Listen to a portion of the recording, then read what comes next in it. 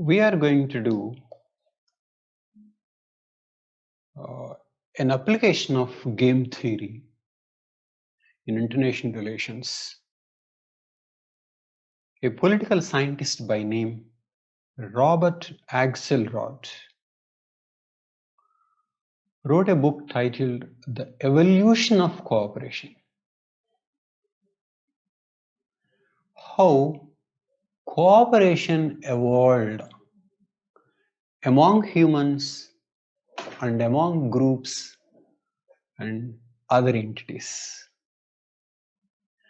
He was interested in the question that under what conditions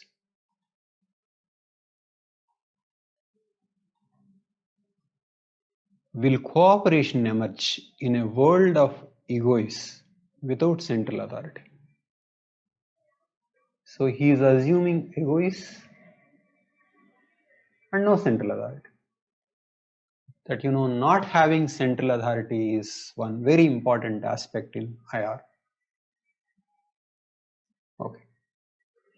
And then he was doing it in an experimental way. Game theory experts are invited to submit programs for a computer prisoner's dilemma tournament, like computer chess tournament. What is a chess tournament? Some rules are given and you are expected to win. Okay. So which program wins? Some rules expected to win. Okay. So which program wins is the issue. Okay. But how do you count winning in a prisoner's dilemma case? This is the payoff arrangement he gave.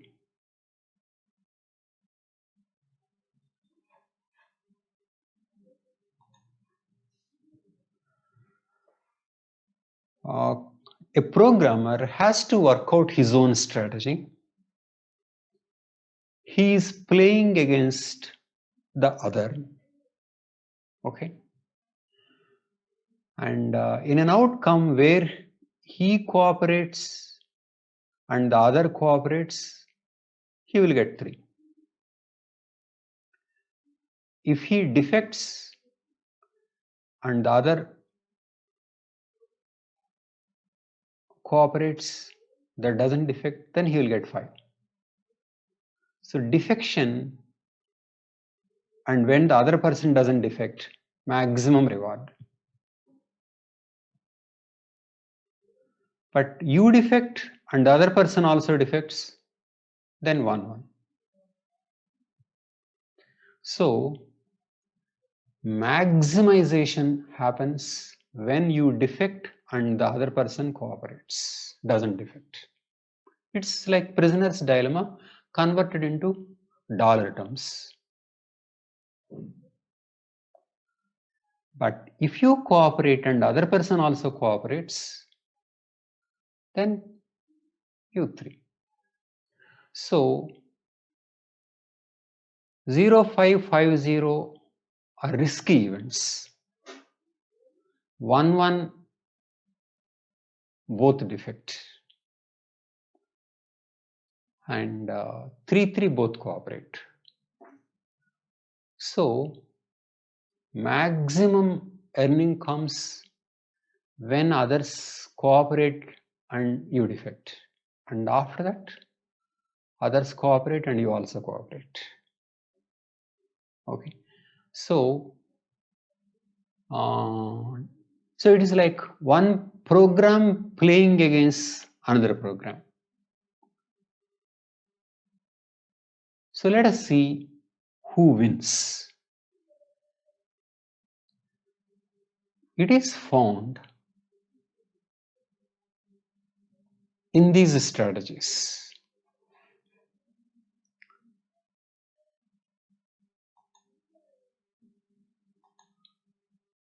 For example, one program is randomly defecting versus another always defecting.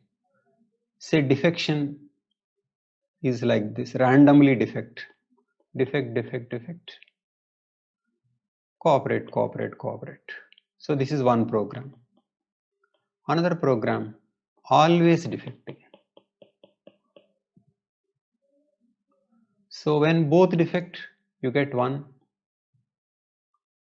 and you defect, other cooperates, then maximum score.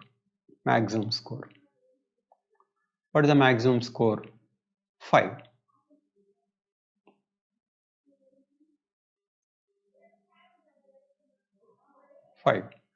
So this is 5. Both defect, 1. Okay. So always defection is getting higher score. Suppose the other person half defect, half cooperate. Okay, this is a case of half defect and half cooperate. Always defect wins. Half cooperative, half defect, reverse, also defects. And always cooperative and always defection. Always defection wins. Or cooperate till defects. Cooperate, defection, then defection. Whatever one does, defection. This is one strategy. Cooperate till the other person defects. Then also, always defector wins. So, in all these cases, always defector is a better program. Why? When you are always defecting, if the other person defects, you get 1. If the other person doesn't defect, you get 5. So, this is the program. But there is one program which is superior to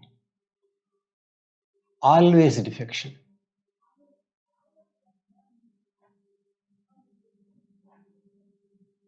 Okay. And that strategy is called tit for tat strategy. Tit for tat. What is this tit for tat strategy? Tit for tat strategy is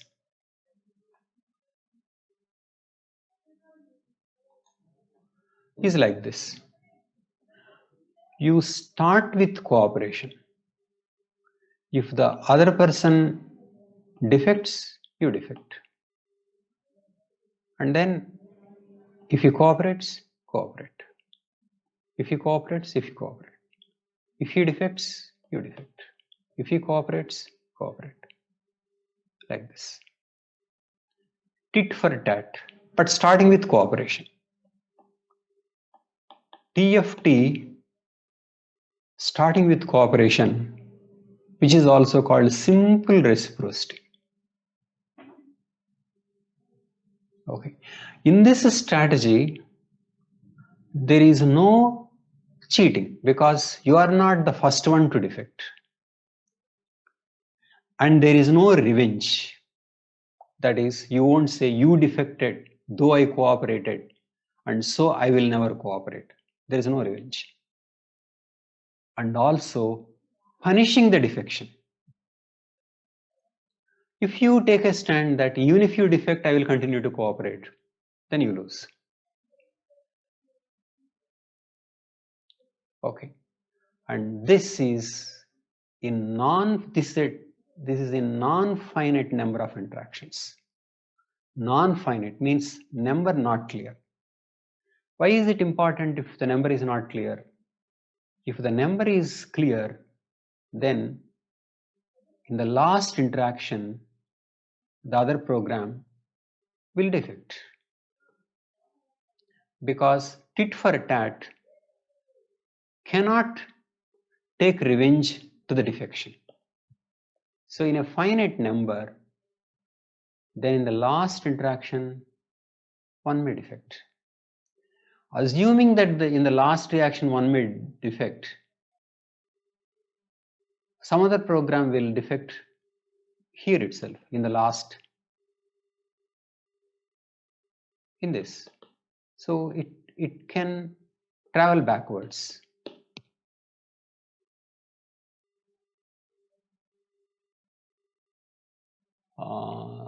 So tit for tat is supposed to be it came out to be the best in what is called iterated program. Iterated means multiple times, and non-finite. Okay, so if there are enough number of attempts whose number is not known, then cooperation is the best strategy. And if the other is not cooperating, tit for tat in a way that forces the cooperation is the best strategy. This is what computer games discovered. Okay. Now the author Axelrod says that for cooperation to prove stable, the future must have a sufficiently large shadow so that the defector can get punished.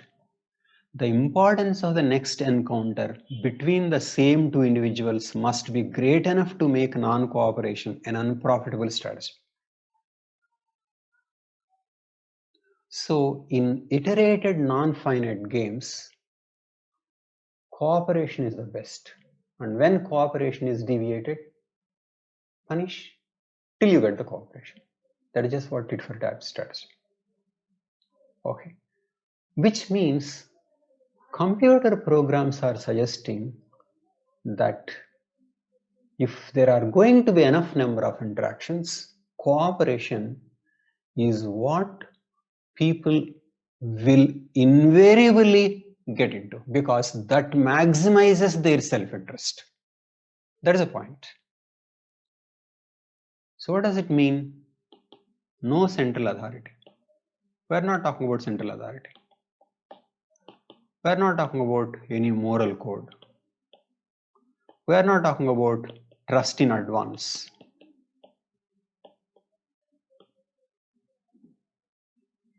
So no central authority, no moral code, no trust in advance. Okay. This will lead to cooperation. Because cooperation leads to maximization of one's own score. Okay. So Axelrod says that this is what is applicable in a Cold War situation. Once the US and USSR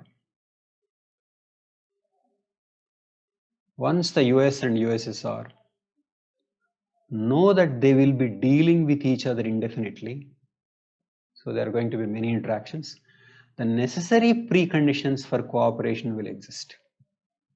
So the foundation of cooperation is not really trust, but the durability of the relationship. Or you can define the trust differently here. If you define trust as the ability of the other to maximize his own interest, if you think that he will continue to maximize his interest, then it means he will behave in a particular way. That you can call trust. That is a way of using the word trust. So in the sense that you believe in his self-interest, okay, not in any higher moral ground. That is what Axelrod was saying. Okay. So So what does it mean? Um, Suppose there is a population. You have in population so many defectors. Okay. And if there is one tit for tat, then you should. So it is a problem for tit for tat, because tit for tat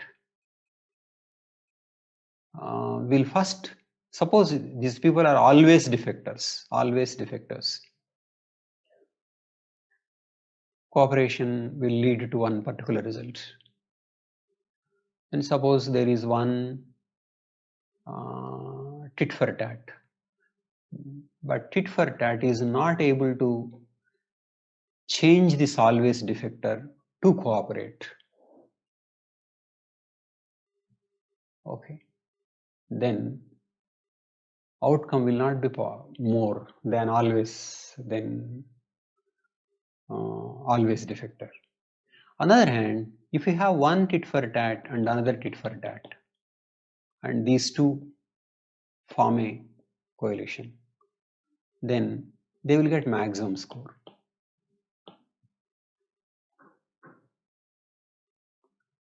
So this TFT combination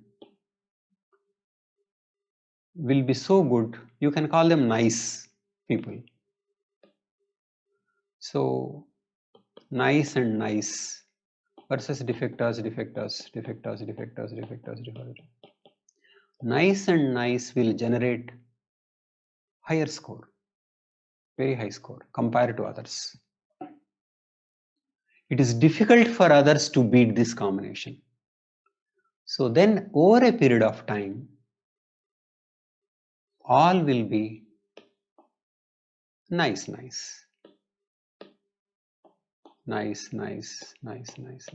this. Because nice and nice combination will generate higher outcome. So this is what is meant by evolution of cooperation. Evolution of cooperation. Okay. Now, so he says, this is what he says, two cooperative players will lead to successful outcome, and then Axelrod says, then it leads to ratchet effect. Once the cooperation based reciprocity gets established in a population, we are talking about a population, then it cannot be overcome even by a cluster of individuals who try to exploit the others. It means nice people win. It means the people who can be trusted win. So it means evolution of cooperation means nothing but evolution of trust. Evolution of trust. The idea that I can pair up with this person and he will not defect, and so the outcome will be much higher. Okay. So first, trust will be between the individuals who know each other. Okay, specific individual, person 1, person 2. They will form a relationship. Okay. This is called direct reciprocity. Direct reciprocity. But later, person 3 will get to know from person 2, P1 is trustworthy. So P1, P3 is called indirect reciprocity. Indirect reciprocity. Okay. So the trusting individuals will emerge. And then of course, if 10 people, now P1, P3, P2 and others form one organization, say a company. then company will be trusted now. And it will develop a logo, brand. Okay, now you have international brands. So all are going by the trust. Okay, so it means without central authority, trust was discovered, because trust was nothing but belief that the other person will not defect. So they get into always cooperation, cooperation, cooperation, cooperation, cooperation, cooperation, like this. That's what trust is. Okay. Now, Axelrod got another idea, that is, can there be a better than TFT strategy? Okay. So in that, computer is asked to evolve strategies, and it's not people submitting programs.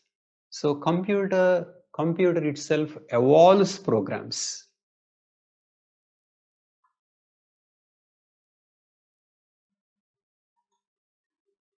Okay, computer evolves programs. It's not people submitting programs.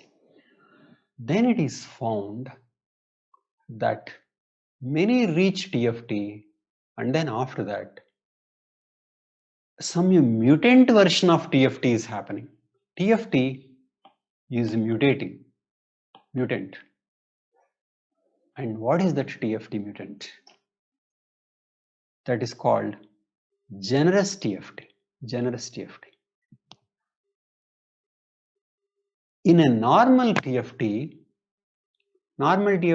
starts with cooperation. If the other person defects, it will defect. Then the other person will cooperate. Then cooperate. Defect, defect. Cooperate, cooperate, cooperate, cooperate, cooperate, cooperate. This is TFT.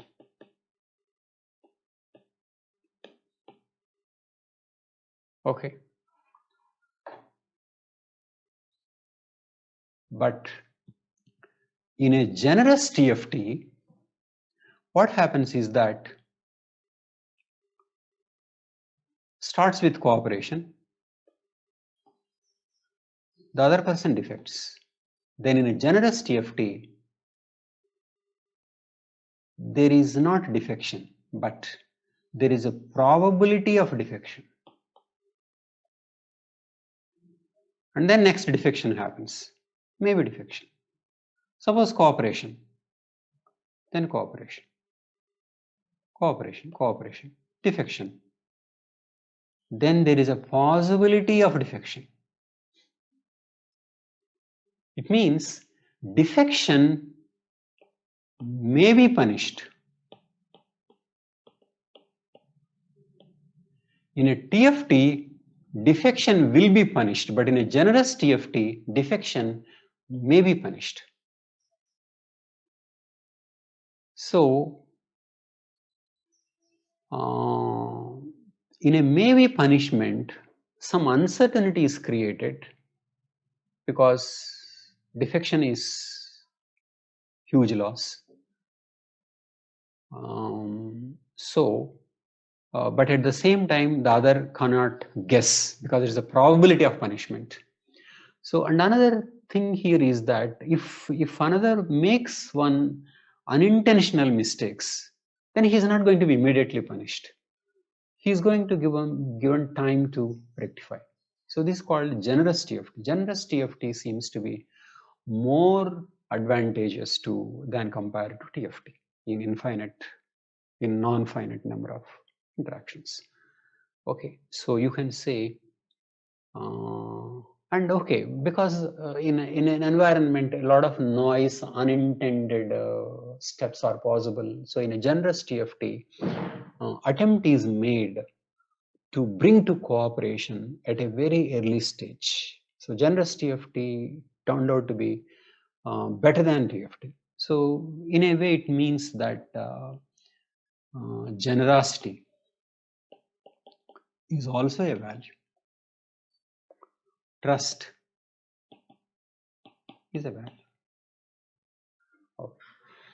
But make no mistake that generosity in itself, trust in itself, don't lead to maximum returns if there is no punishment system. Okay, so punishment is important. Suppose all the programs get into generous TFT. That is, they are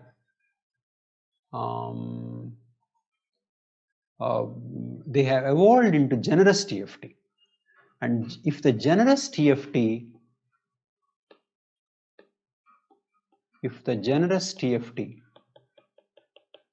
becomes unconditional TFT,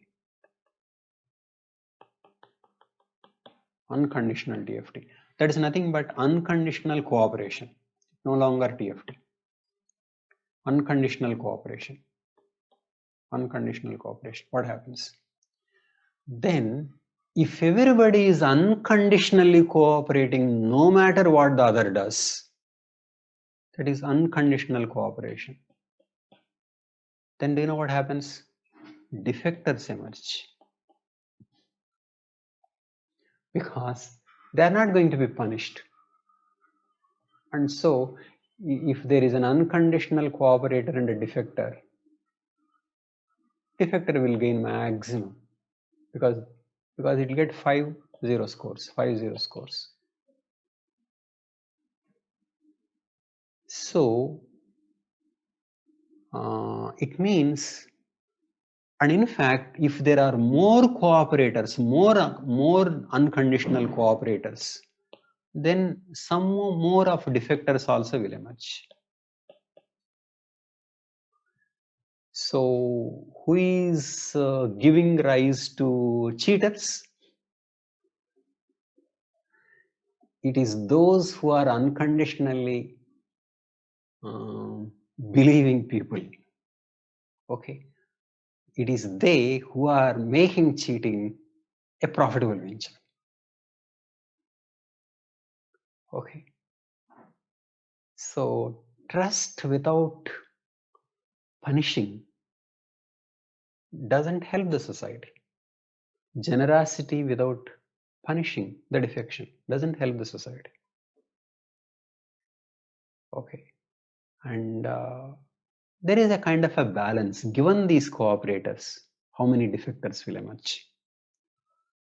Okay, so this is an interesting discussion on virtues, vices, and why some are called vices and why some are called virtues, and why virtue is glorified, and why generosity and trust are glorified, and distrust, dishonesty are condemned.